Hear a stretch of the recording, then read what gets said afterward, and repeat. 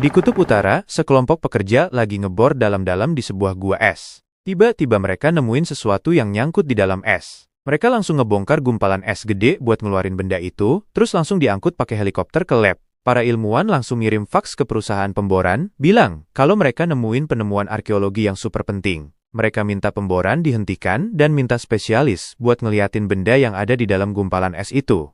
Beberapa waktu kemudian, antropolog bernama Stanley datang ke lab. Dia seorang dokter yang udah familiar sama Kutub Utara karena dia udah lama banget ngelajarin sejarah dan budaya suku Eskimo.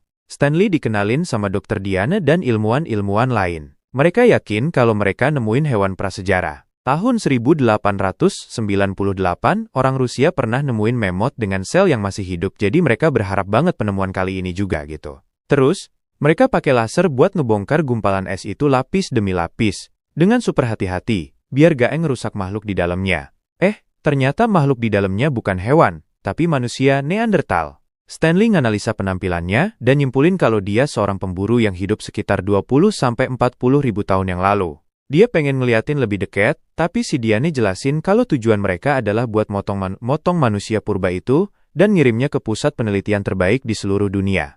Setelah itu, para ilmuwan ngelelehin es di sekitar manusia purba itu, terus buka baju sama alat-alat yang dia pakai. Mereka mulai ngambil sampel jaringan. Mereka juga pasang alat bantu pernapasan dan pantau otaknya pakai elektroda. Hasil tesnya nunjukin kalau sel dan organ manusia Neandertal ini dalam kondisi sempurna. Si Diane ngeteorikan kalau manusia purba dulu punya cryoprotectants, semacam sel khusus yang bisa ngehindarin pembentukan kristal es. Pas lagi tes, para ilmuwan kaget ngeliat ada sedikit aktivitas otak dari manusia Neandertal itu. Mereka langsung mutusin buat nyoba ngidupin lagi manusia purba itu. Mereka pasang alat bantu pernapasan dan ngesok dia pakai defibrilator sampai deteksi detak jantungnya kuat. Pas manusia Neandertal itu stabil, mereka lepas alat bantu pernapasannya. Manusia Neandertal itu langsung kebangun. Dia kelihatan bingung banget sama lingkungan sekitarnya, sama suara-suara aneh, sama muka-muka yang ditutupin masker. Dia langsung panik. Si Stanley langsung lepas maskernya. Pas manusia Neandertal itu lihat muka manusia, dia langsung tenang. Para ilmuwan langsung kasih dia suntikan bius buat bikin dia tidur lagi. Setelah itu, mereka ngebahas tentang masa depan manusia Neandertal itu. Mereka udah ngarepin hadiah Nobel. Tim dari Kutub Utara lagi nyoba ngembangin cryoprotectant buat ngebakin pasien kanker dan ngidupin lagi pas manusia udah nemuin obatnya. Tapi, sekarang mereka udah punya manusia Neandertal ini, mereka mikir kalau mereka bisa nemuin cara buat ngebakin manusia buat mencapai keabadian. Si Stanley gak setuju sama ide itu. Dia bilang, kalau manusia gak seharusnya hidup selamanya. Dan kalau dunia udah terlalu penuh. Tapi, kekhawatirannya diabaikan. Para ilmuwan setuju kalau mereka gak bakal ngasih tahu ke media dulu. Karena mereka gak mau manusia Neandertal itu jadi selebriti. Terus, si Stanley bilang kalau manusia Neandertal itu harusnya pertama-tama diteliti di lingkungan alaminya, yang bakal ngajarin mereka lebih banyak tentang zaman prasejarah. Setelah banyak bujuk rayu, akhirnya dia berhasil ngebujuk tim buat ngasih dia waktu 2 minggu buat ngelakuin penelitian sendiri. Gak lama kemudian, mereka bikin semacam tempat tinggal khusus buat manusia Neandertal itu. Pas dia bangun, dia nemuin lingkungannya familiar, dan langsung mulai ngelakuin rutinitas biasanya. Dia minum jus dari buah beri buat ngehilangin dahaga dan ngusir burung dari sarangnya buat ngambil telurnya. Malamnya, dia bikin api pakai batu dan masak makanannya. Pagi-pagi, dia cuci badan di bawah air terjun sebelum dia pergi berburu pakai tombak yang dia buat sendiri. Dia bikin banyak suara yang ngegodain babi hutan. Babi hutan itu langsung nyerang dia. Tapi manusia Neandertal itu berhasil ngehindarin serangannya. Babi hutan itu malah nyangkut di antara batu-batu, jadi dia bisa bunuh babi hutan itu. Nanti, pas dia lagi mancing ikan, dia gak sengaja nemuin selang dan ngebongkar ujungnya. Dia bingung banget lihat benda logam itu. Dia terus nyium sama jilat selang itu. Dia mulai ngikutin selang itu, nariknya keluar dari tanah sampai dia sampai di pintu logam. Dia terus ngegedor-gedor pintu itu sampai akhirnya pintu itu kebuka. Para ilmuwan langsung buru-buru nutup pintu kedua buat ngehalangin dia masuk. Makhluk-makhluk dari lab itu langsung ngeraung. Para ilmuwan mulai bikin banyak suara buat ngusir manusia Neandertal itu. Marah, manusia Neandertal itu langsung panjat air terjun dan nemuin mesin yang ngalirin airnya. Dia mulai teriak-teriak sambil coba ngerusak mesin itu. Dia mukul dinding, terus ada seorang ilmuwan masuk ke tempat tinggal itu dan nembakin dia pakai obat bius. Mereka langsung bawa dia pakai tandu buat dibawa ke ruang operasi, di mana mereka bakal ngambil banyak sampel sesuai rencana awal. Si Stanley langsung panik. Dia ngingetin mereka kalau waktu 2 minggunya belum selesai. Tapi si Diane bilang kalau dia harus nerima kenyataan. Malamnya, si Stanley nunjukin video ke si Diane. Videonya nunjukin suku-suku yang bisa menari sambil nginjak api. Si Diane bilang kalau itu cuma efek mati rasa saraf. Tapi si Stanley bilang kalau itu cuma ngejelasin kenapa mereka gak ngerasain sakit, bukan kenapa kulit mereka gak lecet. Dia langsung majuin videonya buat nemuin adegan, di mana seorang penduduk asli lagi nusuk muka temennya pakai jarum. Karena gak ada darah, si Stanley mikir kalau mereka ngehasilin semacam zat kimia yang bisa ngelindungin jaringannya. Dia ngeteorikan kalau manusia Neanderthal itu juga ngehasilin zat kimia itu. Dan ngebujuk si Diane, buat ngebolehin dia ngelajarin dia lebih lanjut. Pas manusia Neanderthal itu udah balik lagi ke tempat tinggalnya, si Stanley juga masuk ke dalam tanpa bawa senjata atau benda apapun biar gak ngagetin dia. Manusia Neanderthal itu langsung lari-larian, ngegeram, dan teriak-teriak sambil nyari tempat buat ngelindungin diri. Si Stanley takut, tapi dia tetap deketin dia pelan-pelan sampai mereka bertatap muka. Setelah ragu-ragu, manusia Neanderthal itu langsung loncat ke arah si Stanley, dan mau mukul dia pakai batu. Karena si Stanley gak berusaha buat bela diri, manusia Neanderthal itu langsung ngelepas batunya. Dia terus ngeliatin si Stanley lebih dekat, ngeliatin gimana beda banget tubuhnya sama tubuh dia. Manusia Neanderthal itu masukin jarinya ke mulut si Stanley, narik-narik bajunya, dan bahkan ngerepet perut si Stanley buat ngecek apa dia gak ada yang kurang. Si Stanley langsung teriak kesakitan. Manusia Neanderthal itu langsung mundur. Terus, dia ngenalin diri dia sendiri sebagai Arrow. Si Stanley langsung ganti namanya jadi Charlie. Si Stanley juga ngajarin dia buat ngomong namanya. Dia bahkan berhasil bikin Charlie ketawa. Pas ngeliat bekas luka di dada Charlie, si Stanley nanya tentang itu. Si Charlie bilang, "Beta," sambil nunjuk ke atas. Bentuk bekas lukanya sama gerakan tangannya bikin si Stanley mikir kalau itu artinya burung. Si Charlie nyolong kalung salib si Stanley. Setelah dia gigit kalung itu, dia mulai ngulangin beberapa kata dan ngegambar-gambar pakai tangannya. Tapi si Stanley gak ngerti dia mau ngomong apa. Hari berikutnya, ahli bahasa, Mabel, datang. Si Stanley nunjukin rekaman pembicaraannya sama manusia Neanderthal itu. Tapi dia butuh lebih banyak informasi buat ngertiin dia sepenuhnya. Terus, si Stanley mulai ngabisin waktu sama Charlie dan belajar banyak kata dalam bahasa dia buat hal-hal sederhana kayak batu, katak, dan tulang. Si Charlie juga bagi makanan dia sama si Stanley. Sebagai balasannya, si Stanley ngajarin dia kata-kata gampang dalam bahasa Inggris. Si Mabel ngawasin semuanya dari kamera, dan dia kagum banget sama luasnya kosakata si Charlie. Suatu malam, pas mereka lagi duduk di dekat api unggun, si Stanley mulai nyanyi. Si Charlie suka banget sama lagunya dan nyuruh dia buat terus nyanyi. Pas lagi main-main sama tulang-tulang dari makanannya, si Charlie bikin beberapa suara buat nyanyi bareng dengan senengnya.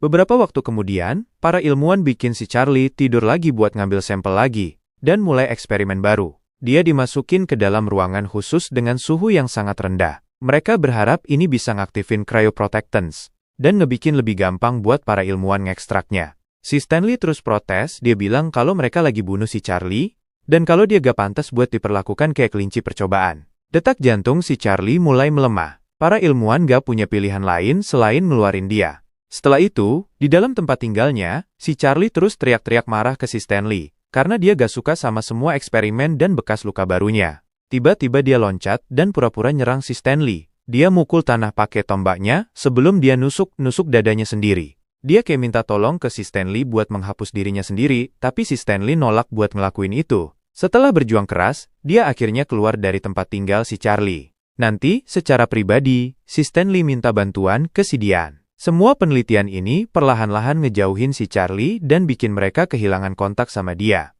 Si Stanley pengen si Diane ikut ke tempat tinggal si Charlie, karena mungkin kehadiran seorang wanita bisa bantu dia tenang. Pas mereka masuk ke tempat tinggal si Charlie, tangan si Charlie luka-luka. Dia lagi pakai bubuk batu buat ngegambar burung dari bekas lukanya di tanah. Si Diane langsung deg-degan dan takut pas si Charlie langsung lari ke arah dia buat ngeliatin dia lebih dekat.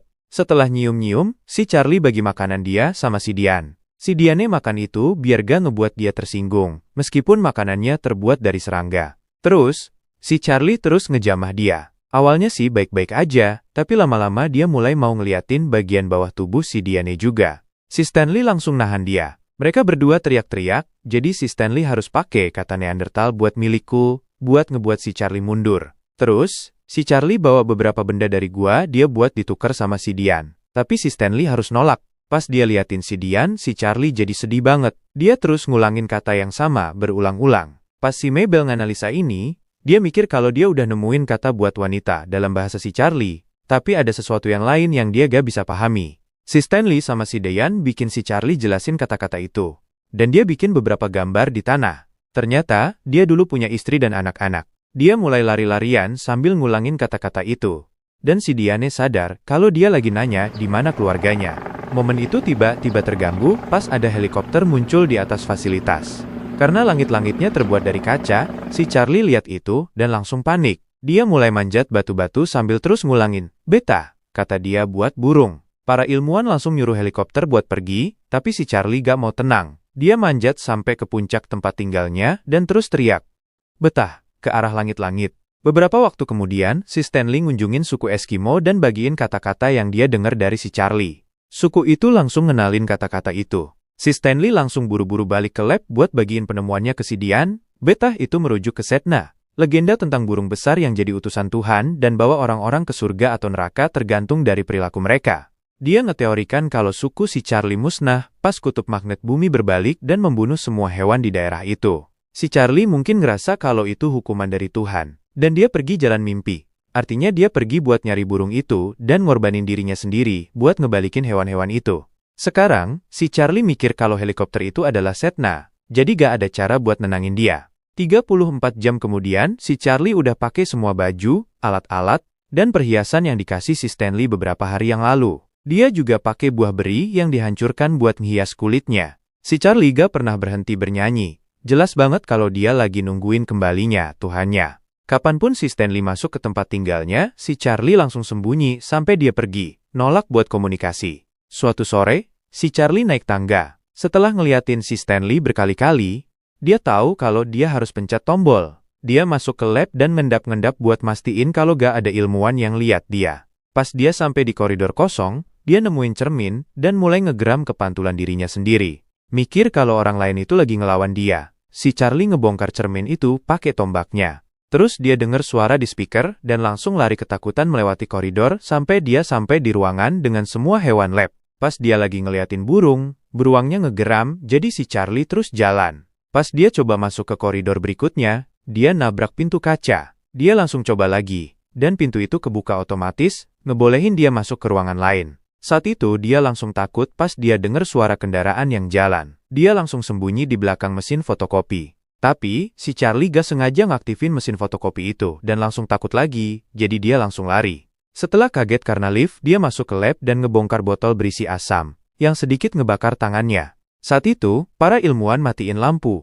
Bikin si Charlie panik. Dia mulai manjat-manjat furnitur, tapi dia terus aja terpeleset dan ngerusak peralatan. Seorang ilmuwan dengar suara itu dan masuk ke dalam pas dia nyalain lampunya lagi. Si Charlie langsung kaget lagi dan langsung nyerang, bunuh orang itu pakai tombaknya. Terus, si Charlie mulai lari lagi. Dia jadi gila pas dia tiba dengar alarm. Dia melewati pintu acak dan nemuin terowongan yang makin lama makin dingin. Pas dia nemuin pintu darurat, dia langsung lari keluar.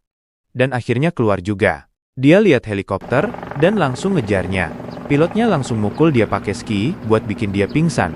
Para ilmuwan akhirnya muncul dan nyelamatin si Charlie, bawa dia balik ke dalam. Beberapa saat kemudian, mereka lihat hasil röntgen yang ngekonfirmasi kalau si Charlie gak ada tulang yang patah atau luka di kepala. Para ilmuwan marah banget sama si Stanley, nyalahin penelitian dia atas kematian rekan mereka. Mereka ngumumin kalau eksperimennya udah selesai, dan si Charlie bakal dipindahin ke fasilitas lain. Si Stanley coba jelasin kalau si Charlie bakal mati kalau dia dikurung di kandang, tapi kekhawatirannya diabaikan. Nolak buat menyerah, dia diam-diam bikin kesepakatan sama penjaga pintu. Gak lama kemudian, si Stanley masuk ke tempat tinggal si Charlie, dengan membawa banyak bulu binatang. Pas si Charlie udah terlindung dari dingin dengan baik, si Stanley bawa dia jalan-jalan. Para ilmuwan sadar kalau mereka hilang dan mulai nyari mereka dengan ngikutin jejak kaki mereka di salju. Pas mereka berdua terus jalan, gumpalan es mulai jatuh dan tiba ada jurang yang ngebuka di tanah, memisahkan si Stanley dari si Charlie. Pas helikopter akhirnya nemuin mereka, si Charlie langsung seneng dan teriak, "Beta!" sebelum dia loncat. Dia berhasil megang ski helikopter dan seneng banget sambil bernyanyi selama penerbangan. Salah satu pilot coba ngegampangin dia, jadi si Charlie lepasin ski dan jatuh. Melayang beberapa meter dengan suasana hati yang cukup senang sebelum akhirnya dia meninggal.